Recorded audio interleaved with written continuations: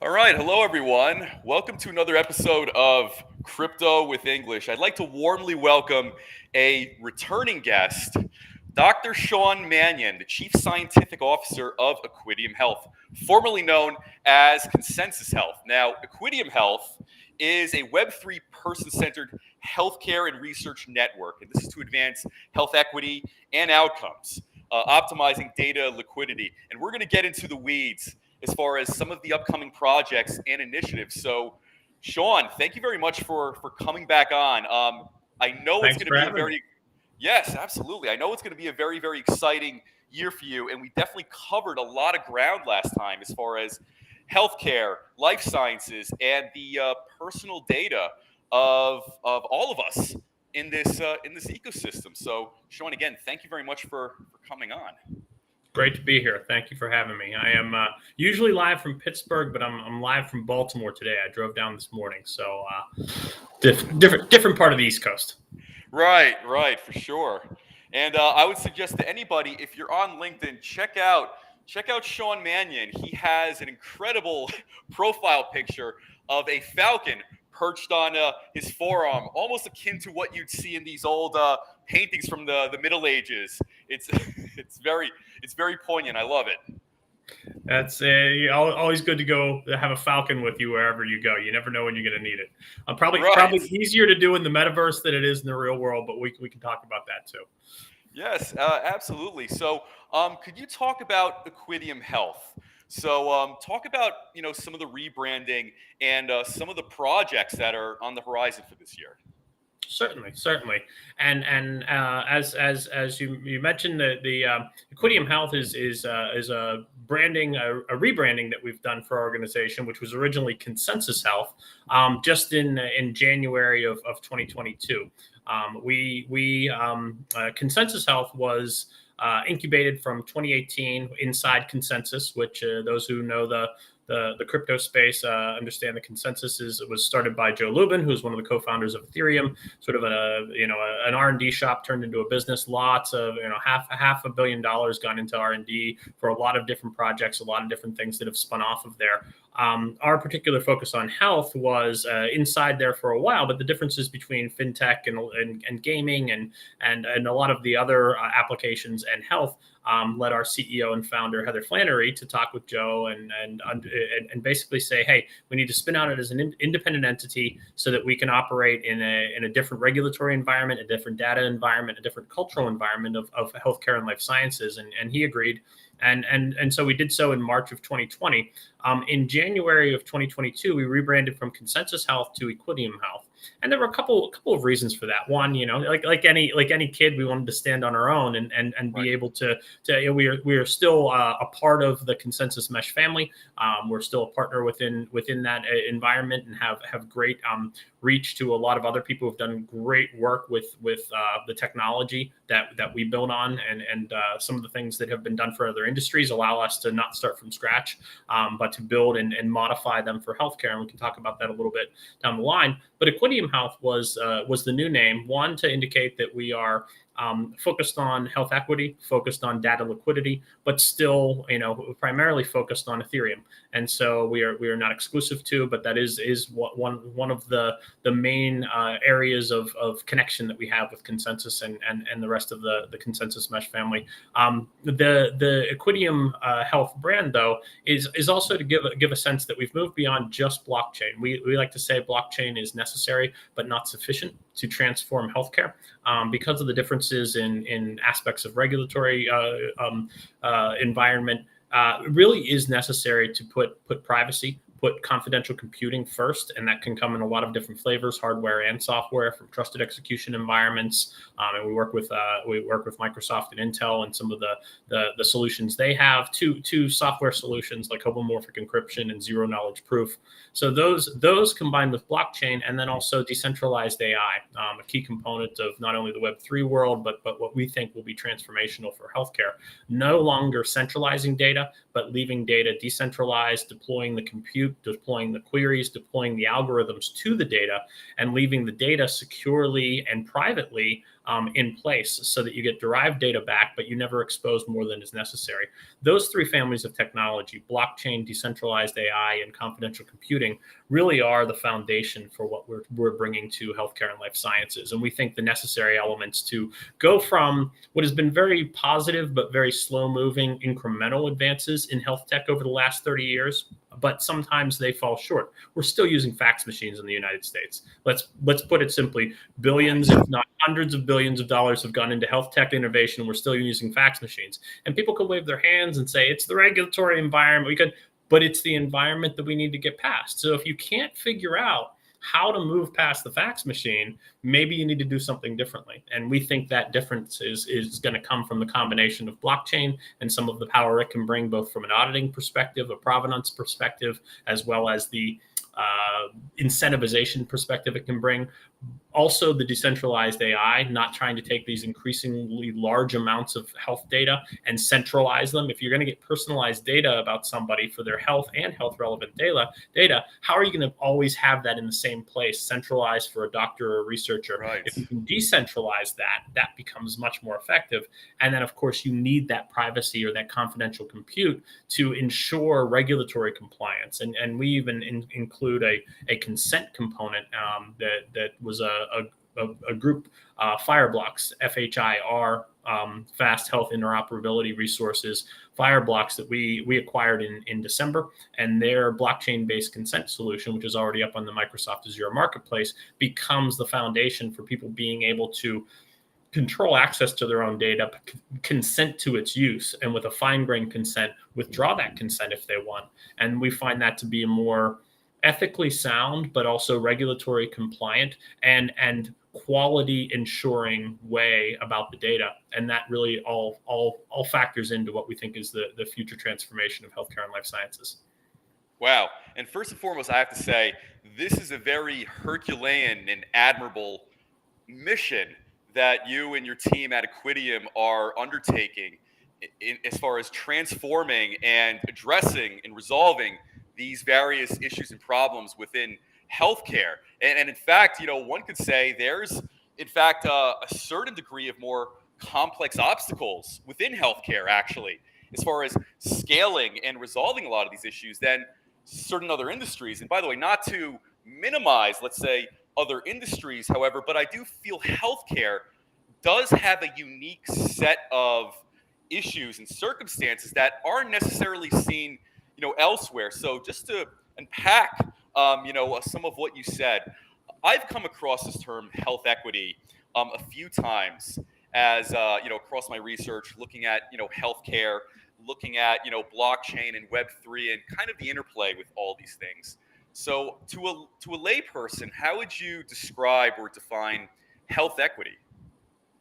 That's a very good question, and I've learned a lot from our VP of social impact and population health, who is Dr. Pierre Vigilance, who's spent a lot more time on the topic than I have, and it is the case that sometimes that term gets thrown around a little bit too loosely, and people pepper it on things to try and just make it sound like they're doing something that's got social impact to it. But really, what it comes down to is that there are disparities within health. There are outcome differences for different groups and different individuals within those groups, in a way that there should not be. And the system, for a variety of reasons, has been set up in a way that doesn't give everybody the same chance at outcome. And health equity speaks to getting everybody to similar outcomes, to similar positive advances. And there are going to be individuals that are further behind, and just getting them a step up in the system that doesn't allow them to move ahead as quickly isn't always necessarily the best way. And so figuring out how you do move populations and different populations, but also individuals in specific, to the positive health outcomes that we all can share. That really is where health equity comes to play. And within health tech, a lot of that comes down to digital equity and digital inclusion. If you come up with an app that helps people get healthier, well, that's great for those people who have a phone and can run that app, or have the understanding and the comfort level with it. But that's not going to be everybody. So how do you even go go further and find the right type of foundational advance to bring other people up to speed on these newer technologies that can help those who are already within the system. There's a lot of people who are outside of the system. There are those who aren't insured, who are underinsured, and making sure that we're looking at those individuals who are left behind for whatever reason is something that we have an emphasis on. Yeah, and I like the term you threw in there as far as defining and explaining equities, similar outcomes. I would imagine that having a robust and healthy, efficient healthcare system where everybody does have similar outcomes, I would say that is probably one of the cornerstones of you could say a modern and you could say progressive, forward-moving society. I'm wondering though. There's always a fair amount of apathy, anywhere, whether it's tech or, or other industries. What would you say to somebody who says, well, why do we need this? And let me go into that a little bit. Having essentially sovereignty and almost access and, a decentralized system with everybody's information with a high level of security and confidentiality. Maybe maybe some sort of apathetic person would be like, why should that matter to me? Where I am as I am standing. So to say, because I've come across like some of these arguments when I've tried to explain like blockchain to other people. Like, oh, well, why does this matter? And I'm like, well, look at the problems today, and this is how blockchain could address X, Y, and Z. So yeah, to that question, I'm wondering, have you come across things like that? And what would your thoughts be, as a rebuttal? It's a great question, and really it's a question that's a moving target. I've seen this discussed in a lot of different places in the past. Almost 6 years now that I've been in the blockchain and healthcare space. Well, who wants to have control of their own data, or some people will say ownership of their own data, or control access to their own data? Well, I think today it is not 0% of the population, but it's also not 100% of the population. And I think today it's a greater percent of the population than it was 5 years ago when I first started having these conversations. And so, what is it? And also, what will it become as people become more comfortable with things?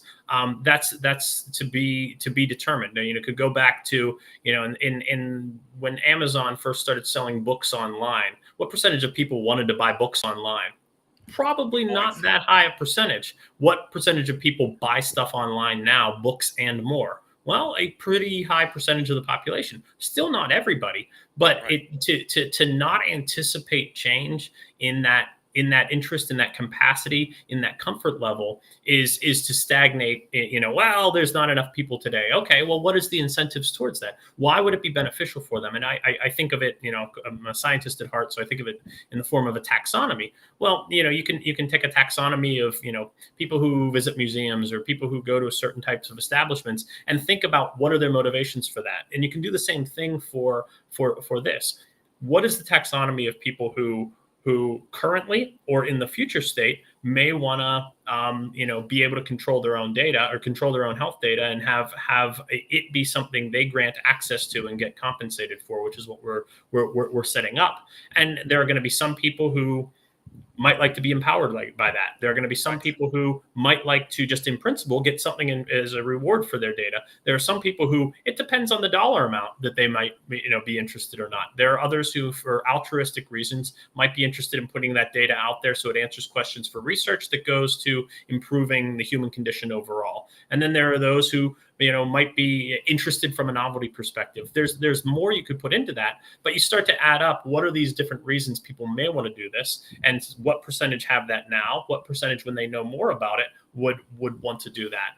That's what we're looking at. And I don't have those hard and fast numbers. I haven't had the chance to do a full market analysis of it yet. It would be interesting to see. But in the pieces that I've seen other people do in the literature that I've gone through, I think we're, if we haven't gotten to 50% of the population, we're moving towards it when you can educate them on what it is that they are able to do and educate them on the possibilities that are out there. So, I might not conceive that I could control my own data. or that I could be the one who's empowered to have that to say, yes, this research can use my data. But when we see things like moving away from healthcare, but oftentimes other data is health relevant, social determinants of health data. When you see something like Cambridge Analytica, that happened with the 2016 election, all of a sudden people said, wait a second, my data is being used for purposes I don't like. And oftentimes your data is being used for purposes you don't like and being used to manipulate your behaviors. This is what a lot of different activity on the internet is doing right now. Once people recognize that that's the fact, all of a sudden they say, wait a second, would it be better if I had control of my own data, if I knew who was using it, if I knew I was going to get compensated for, and then you get that percentage that grows even further. So I think we're going to see a continued movement towards people wanting to have that empowerment. Now, does everybody want to be bothered with every little detail? Well, yes, no, maybe we'll find out. Most people would like to know what's in their bank account. They would like to be able to access that information at some point. They don't want to let their financial information just be used by others and them not have an understanding of it or being used for their own benefit. Could the same be true for healthcare? I think it is the case. You can also move to the case that, can you make it interesting? I know people who know more about the statistics and the health of football players for fantasy football reasons than they do their own healthcare. Well, what if you had that same granularity where you understood down to the yardage what someone did on any given Sunday, and instead took that same interest and put it into an interesting app, giving you the opportunity to advance, giving you the opportunity to be rewarded in health? Could that make people as interested in their own health data? I think it could. It also I often point to fantasy football when people say, "Oh, people don't understand statistics and numbers," and they do if they want to. And that's an incentivization aspect. And of course, when you get to blockchain, what does blockchain do in a way that other technologies don't? It can incentivize. That's a very good point. I really do like the comparison, especially when it comes to fantasy football, because I can talk to my friends and they'll know which player tore their ACL which year. But as far as maybe knowing their own blood type, some don't know. So that is actually a very excellent point. And I can only imagine, at this point in time, as you and I are speaking, how much of our own personal information has been monetized by third parties, without our knowledge, and, without us ever, for the most part, may not ever know. And thinking that, if there is a decentralized framework where I can manage and you could say have some sort of supervision over the way my own information is handled, I look at that as very, very promising. And let's say if I want to contribute that to various research and perhaps in exchange for a fee or maybe not a fee, I can choose to do that as well. And that's the system we are trying to set up. There is a system of data exchange out there, and there's a system of data access, and there's a system of data selling, a marketplace that exists. It's legal, but it is increasingly coming under scrutiny and increasingly being questioned, both from a privacy perspective, but also from a who's getting the reward perspective. I think, not to call anybody out, but it's in the news. Twitter got fined $150 million recently for misuse of people's private data. And they're not the only ones. They're just, a popular company that, is out there and got dinged. Google and the National Health System in the UK have a class action lawsuit against them because people were going in, they were, their health data was being collected. Someone in the hospital system decided they would sell that to Google, money into the hospital. That seems like a good thing. Google made an algorithm, sells that back as a clinical decision support to hospital systems. And all of a sudden people said, wait a second, shouldn't I get a cut of that? Didn't I contribute to that in some way? What we have today with health data is effectively, it's like a feudal system. If you recall from history, in a very broad brush, feudal system was, you lived on land and you were able to use that land and produce enough food for you and your family if you were lucky. But there was someone who was a feudal lord over that, and everyone else was the serfs, and taxes and product and goods went to that feudal lord who owned the land and effectively owned the labor of the land and the results of that labor. And if you think about it now, that's what's happening with healthcare data. Someone else is taking your data and monetizing it. And sure, you get to live on the land, you might get some healthcare in there, but is it possible to have that transformed? And I don't mean to say it in a disparaging way. That just really is how things have developed as data has become much more important and prominent over recent years. And we're only now thinking about how could this be different? And it could be, and we like to advance the idea that your health data and your data in general is effectively akin to your labor. And so now, you can with your labor in countries that aren't inclined to just have centralized state ownership of the labor, you can get monetized for your labor. And there's all sorts of unevenness and inequities in that, and it's areas that still need to be worked on and fixed. But it does allow people to say, hey, if I'm going to work for X individual, that labor is something that I get paid for. And can you get paid for that data? Can we have your data, like your labor, be something that you have some sort of reward for if people are going to use it for further gain? That's possible, and it isn't a path that's easy, and it may be a path that doesn't have a perfect model to go after, but the current state of things is far, far worse. And so I always remind people when they say, well, the labor market isn't perfect, therefore you shouldn't think that way. Well, the labor market might not be perfect, but we're not living in a feudal system anymore, at least in most of the countries on Earth. And so there are advances that we have made, and those advances could be represented in how we see data, in how people are rewarded for their data, in their own ability to control access to that data. Those are the types of things that I think we're going to see, not only in a Web 3.0 world overall, but really specifically to the transformation of health in a way that makes health data more accessible to researchers in a cleaner way, in a consented way, which allows a lot more effective use and allows more signal than noise in the research, and that feeds back into advancing health outcomes and knowledge translation. Wow.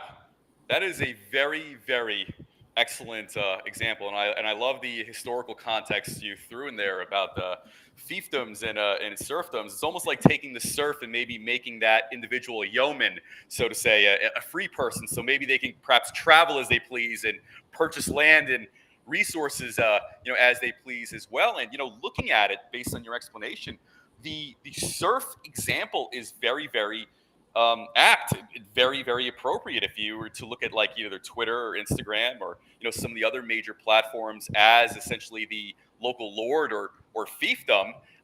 Many of us, let's say individual users, are essentially the serfs on that land, and like you said, we're able to use that land or use that platform, so to say. But the labor being our information, we virtually have no say in that. And there's virtually no traceability or accountability as much of it stands today. So that is very, very very well said. And as far as the metaverse, so there's no hard and fast date as far as I think when society as a whole starts to migrate and in many ways experience some sort of mass adoption. But where do you see the metaverse and Equideum and kind of this Web3 transformation over the next few years? Well, I think the metaverse is something that we're still getting our heads around what it is. There's something that fits into the general definition that's already occurring, even if you look at what's happening with certain video games and places where people interact virtually and have virtual systems that have longitudinality and time dependency and interaction with other individuals, organizations, and other parts of virtual world. So it's not just a closed virtual space of walking through a video game, but it instead has aspects of the real world within that virtual world. That is taking shape, and we can talk until we run out of breath on what the definitions of those things are. And there are some people who like to do it, and bless them for it. You see that in every place. The jargonists, I call them. I worked in traumatic brain injury, and you have people who could talk for days on what the proper definition of a concussion is. But honestly, that's not helping anybody who's got a concussion or something like a concussion, or whether a mild TBI is a concussion, or whether there's subconcussive issues that can culminate in something that's similar to concussive issues with regard to memory, or you could keep going and going. But you can at one point decide whether you're in the general realm of concussion versus someone who's just sitting there and nothing has hit their head. Metaverse for me is similar. There's definitely, me walking out in the sunshine, unless we're in a simulation, which I'm not going to discount entirely, but is not me in the metaverse, but me interacting with individuals in some other virtual world. I'm not a Roblox player, but I know that's one of the most popular ones on the planet right now. Those become aspects of the metaverse. And so the question is then, where will that go? What types of things will happen in there? What's important in there? Some groups are looking how can they market themselves in there, but it starts to be where you start to think about health in there is a different thing entirely. Even from, can you identify health problems by people's behavior in the metaverse? If someone is regularly playing an online gaming system where reaction time of them in a group is notable, and all of a sudden you see a significant drop in their reaction time, is that as significant as noting that someone you're playing soccer with on a field all of a sudden can't run as quickly or doesn't react as quickly when you kick the ball to them, and they may have some sort of problem, and it might be an indicator? Well, yes, it is. And is there a way you can identify problems there? Of course there is. We don't have the systems for that yet, but that could be looked at. And I've seen some training, some military training, and some other groups that are looking at that exact type of use case for the metaverse and health. But there are other things you could have. There are a number of mental health issues that across the planet that have worsened with COVID, and a lot of the lockdowns and a lot of the reactions to COVID have worsened these, and we're seeing that more and more. And so, are there areas? There's stigma to mental health issues. There's hesitancy to go and get treatment for mental health issues. Could there be a way that you could identify mental health problems in individuals in the metaverse, or is there a way to give them a portal to some sort of talking to a virtual clinician in that environment?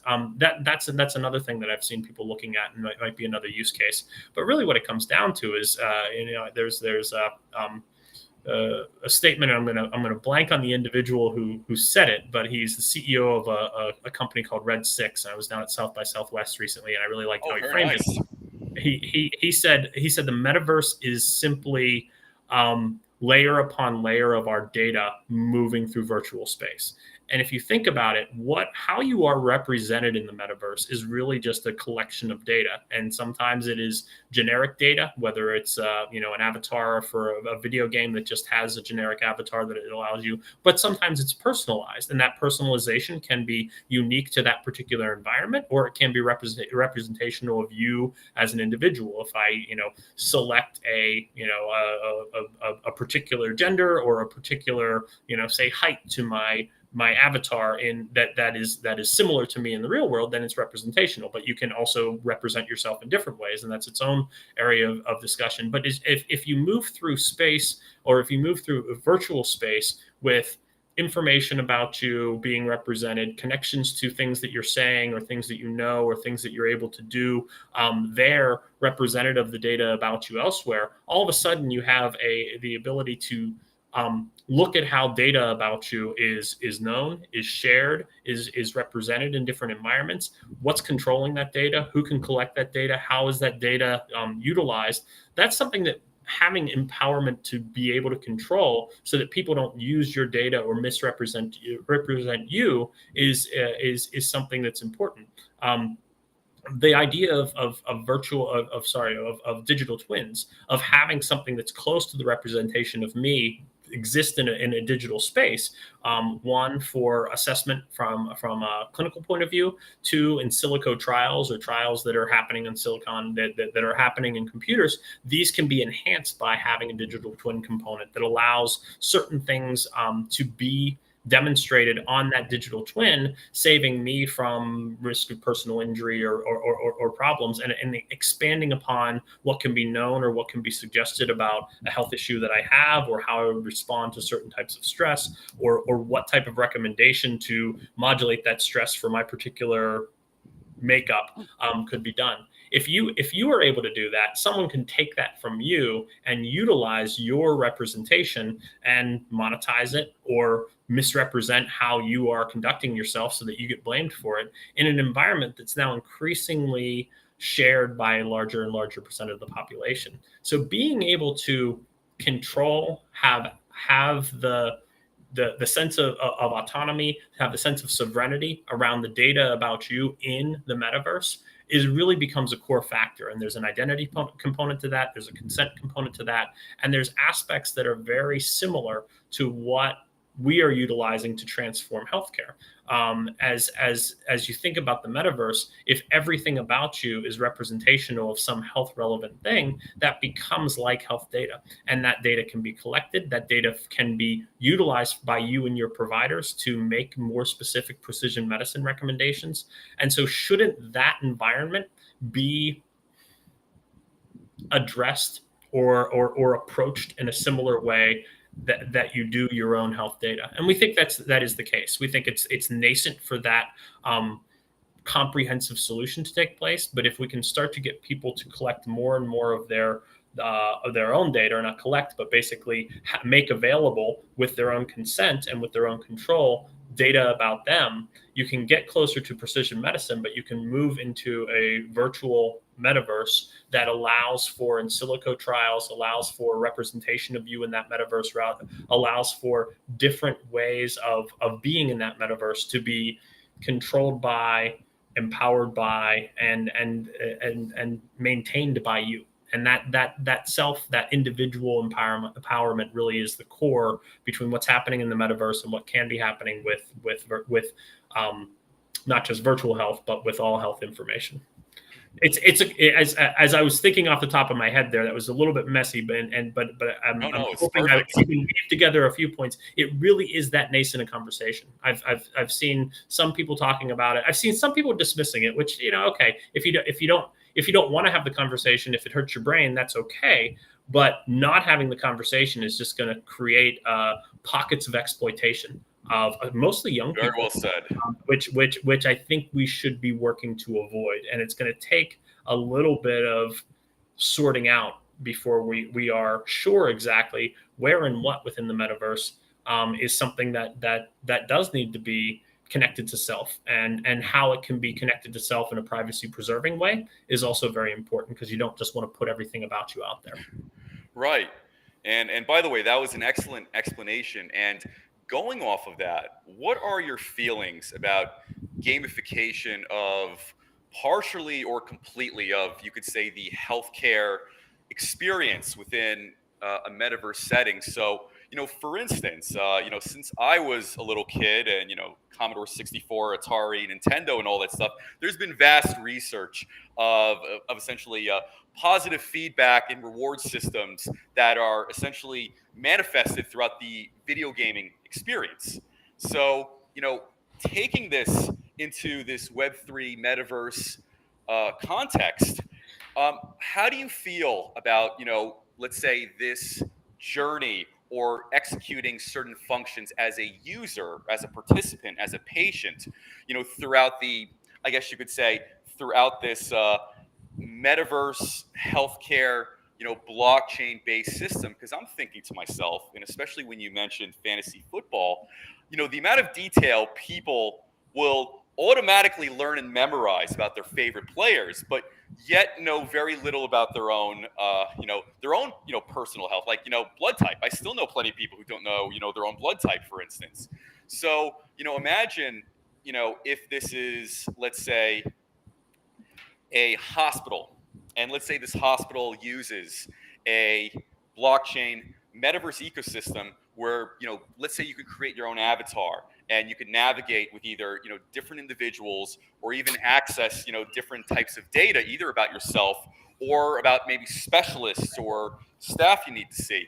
I'm thinking to myself, like, if there's actually some sort of gaming element to this, maybe the amount of detail might actually, yeah, yeah, might actually start heading in that direction for once, where people are like, oh, this is kind of fun. Now I want to learn even more about myself, and I feel like maybe gaming might get people there. Yeah, and apologize. I've got No I'm visiting people in Baltimore, so I've got some people here as well. But it is the case that the challenge is what is the intention?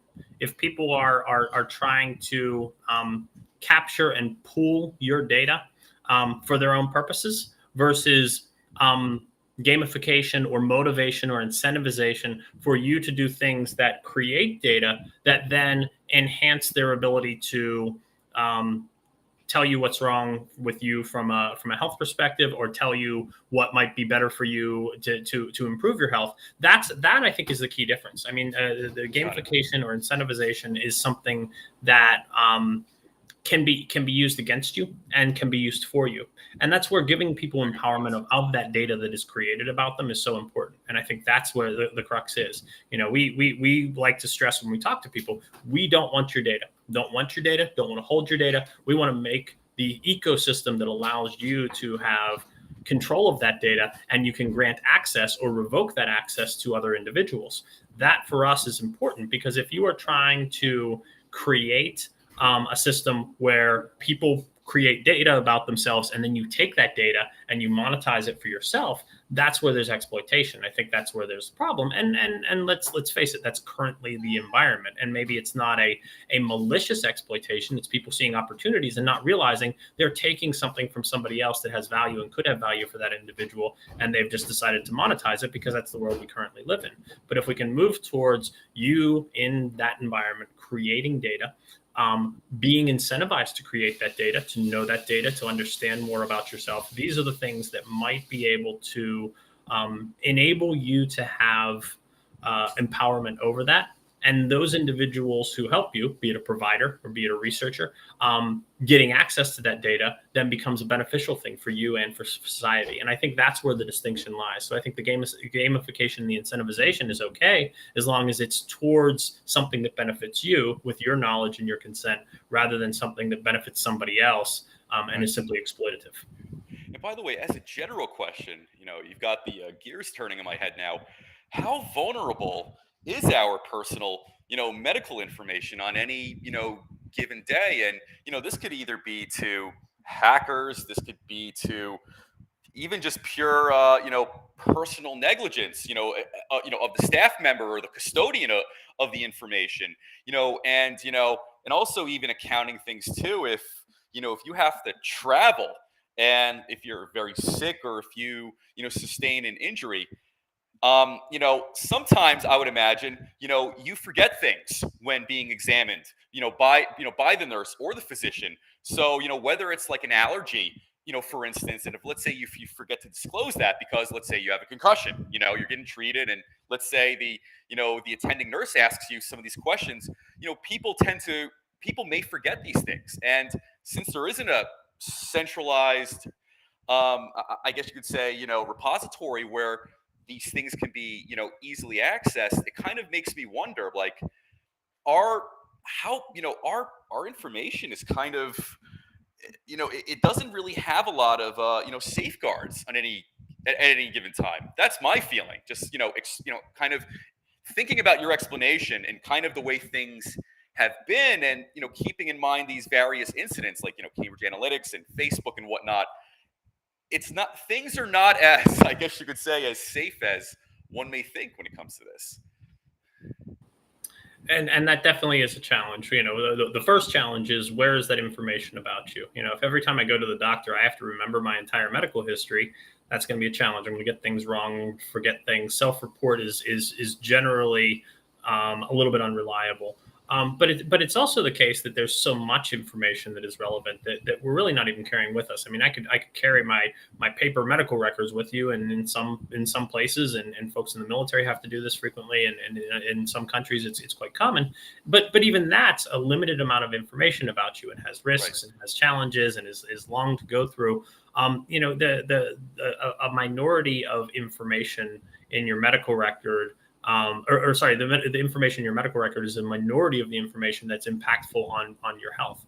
Things like environments, things like social determinants, things like genetics, these are going to impact a majority of what your health is. And so getting all of that data aligned about you and in one place so that a doctor can make the best decisions about you, or if there's a researcher who's doing population research, that's an increasingly impossible thing to do. It's too costly. It's too risky to have all that data consolidated into a single honeypot.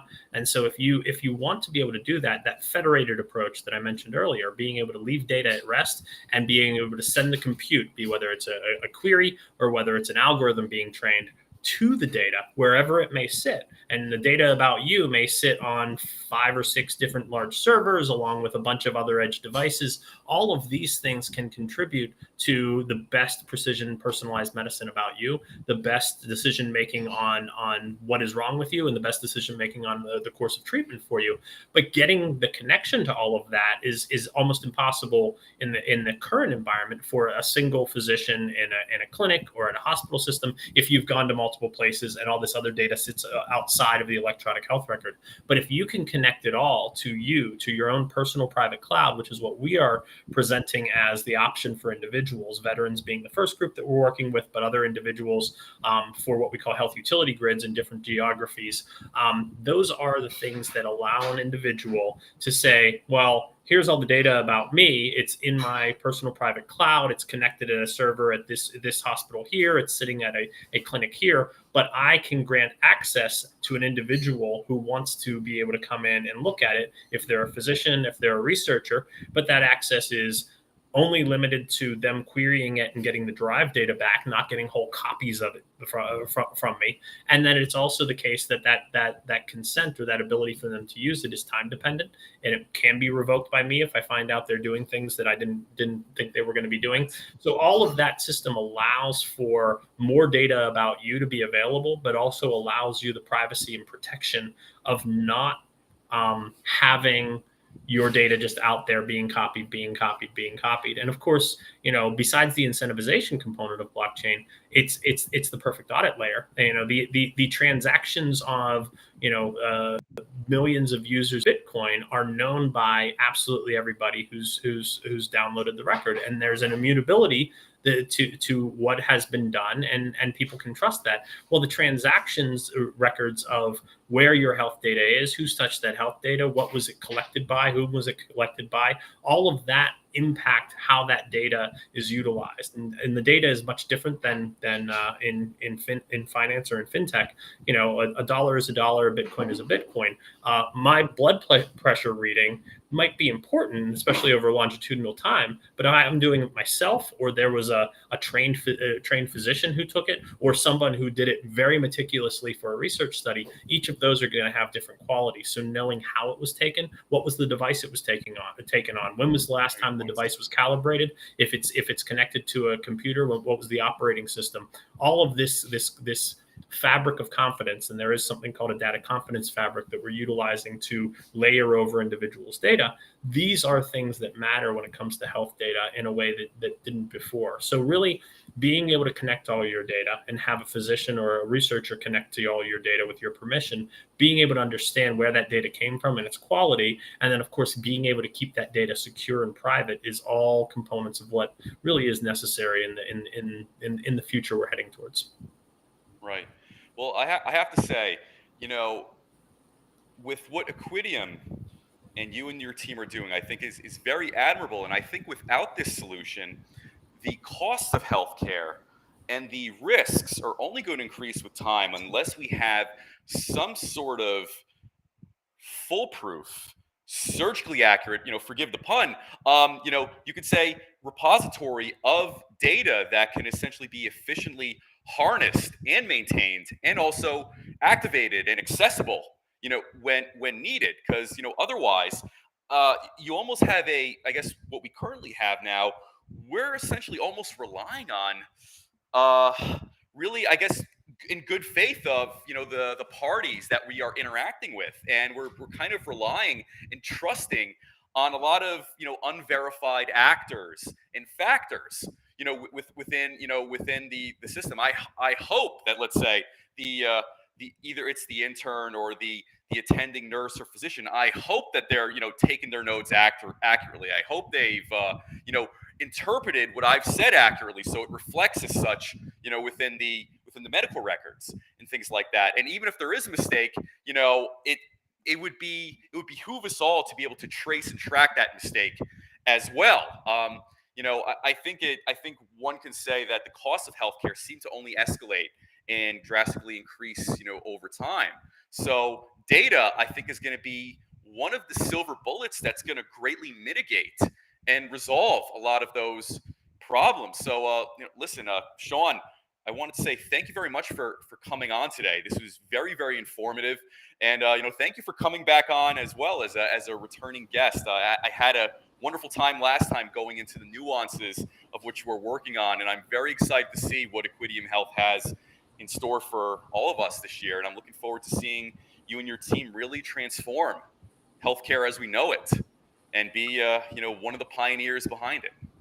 Awesome. No, I love being here. Thank you for having me. Great to continue the conversation. We can keep on going too, because I'm sure in several months' time there will be new iterations. We've just started work with Nokia and Nokia Bell Labs on an exchange to allow data to be accessed and to have a functional value put on it within that exchange without the data moving.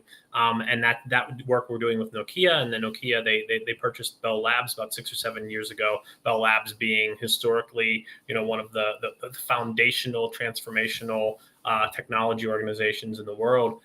They're doing amazing things, and so we've partnered with them on how edge devices can have their data be part of an algorithm training or part of querying for research, yet never reveal that data and never have to move that data into somebody else's centralized database. And so that would be very exciting for bringing more pieces of data about a person to bear for health. And so we're excited to talk more on some of those as they advance as well. So we can pick this up in another 6 months or so. And I was just going to suggest that. Yes. Thank you. Yeah, I'll definitely reach out to you again later this year, and let's make it an event. And I'm very much looking forward to hearing about all the developments. Awesome. This has been great. Thank you. Thank you, Sean. And I'll talk to you soon. Take care.